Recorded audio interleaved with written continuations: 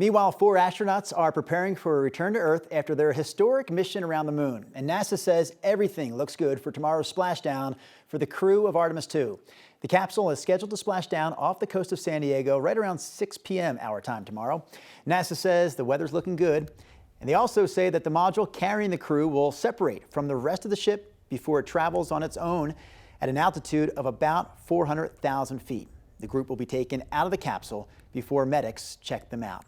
The Artemis crew and their mission inspiring a lot of excitement and interest in space exploration right now, including right here in Colorado. So with that in mind, we check in with 9 News reporter Shalima Maharaj, all dressed up and ready to go this morning at the Colorado School of Mines, checking out their lunar surface simulator. Shalima, this is really cool.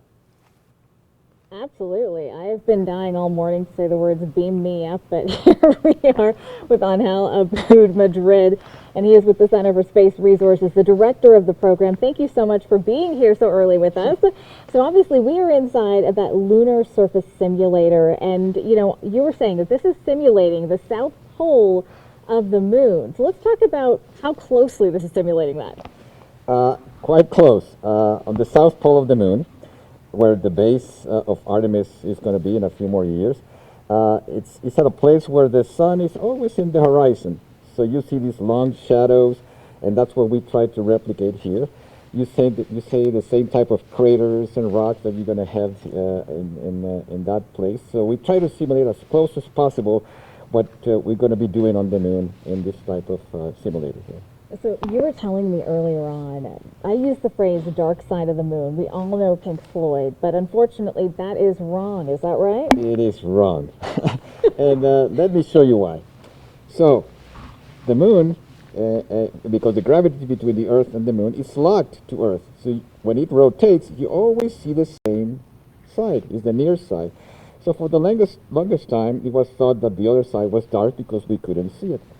But just like when the moon is fully illuminated in full moon, and the other side is dark, during new moon here, when we don't see the moon, the other side is illuminated. So both sides are like that.